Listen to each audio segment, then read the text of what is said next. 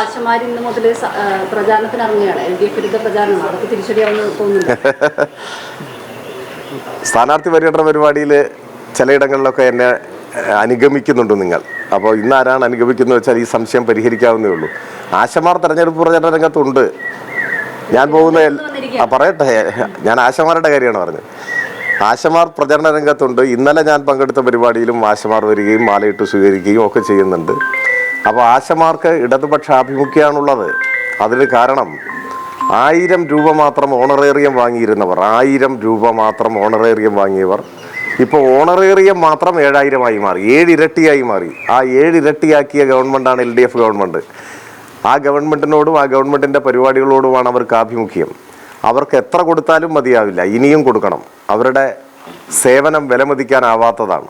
അവർ നമ്മുടെ സമൂഹത്തിൻ്റെ സമ്പത്താണ്, നമ്മുടെ സഹോദരിമാർ, ഈ സമൂഹത്തിൻ്റെ കരുത്താണവർ. അപ്പോൾ ഇപ്പോൾ ഉള്ളതിൻ്റെ ഇരട്ടി അവർക്ക് കൊടുത്താലും അത് അധികമൊന്നുമല്ല. അവർക്ക് വർദ്ധിപ്പിക്കണം, വർദ്ധിപ്പിക്കുകയും ചെയ്യും LDF ഗവൺമെൻറ്.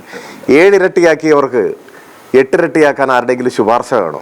ആരെങ്കിലും സമരം ചെയ്യേണ്ട കാര്യമുണ്ടോ? ഒരു കാര്യമില്ല. സംസ്ഥാനത്തിൻ്റെ ധനലഭ്യതയുമായി ബന്ധപ്പെട്ട് അത്തരം തീരുമാനങ്ങൾ കൈക്കൊള്ളും. അവരെ ഇനിയും പ്രോത്സാഹിപ്പിക്കും, ഇനിയും അവർക്ക് ഓണറേറിയം വർദ്ധിപ്പിച്ചു കൊടുക്കും, അവരുടെ സേവനത്തെ വിലമതിക്കുകയും ചെയ്യും. ആ കാര്യത്തിലൊരു സംശയവുമില്ല. എന്നാൽ ആശമാരുടെ പേരിൽ ആരെങ്കിലും സമരം ചെയ്യുന്നുണ്ടെങ്കിൽ അതൊന്നും ഞങ്ങളെ ബാധിക്കുന്ന പ്രശ്നമല്ല. അവർ അങ്ങനെ ആശമാരുടെ പേരിൽ ഇപ്പോൾ സമരം ചെയ്യുന്നവർ നാളെ മറ്റേതെങ്കിലും ഒരു വിഭാഗത്തിൻ്റെ പേരിലായിരിക്കും സമരം ചെയ്യുക. അങ്ങനെയുള്ളവർക്ക് രാഷ്ട്രീയമായ ലക്ഷ്യങ്ങളുണ്ടാവും. അവരെല്ലാ കാലത്തും ഞങ്ങളെ എതിർത്തിട്ടുള്ളവരാണ്. അപ്പോൾ അവരാരെങ്കിലും വന്ന് പ്രചരണം നടത്തിയാൽ യഥാർത്ഥ ആശമാർ വസ്തുത ജനങ്ങളോട് തുറന്നു പറഞ്ഞുകൊള്ളും. ആശമാരുടെ പിന്തുണയോടെയാണ് ഞങ്ങൾ പോകുന്നത്. ആശമാരുടെ പേരിൽ പ്രചരണം നടത്തുന്നവരെയല്ല, ആശമാരെയാണ് ജനങ്ങൾ മുഖവിലക്കെടുക്കുക. അതുകൊണ്ട് ഇത്തരം കാര്യങ്ങളൊന്നും ഞങ്ങളെ ബാധിക്കുകയില്ല.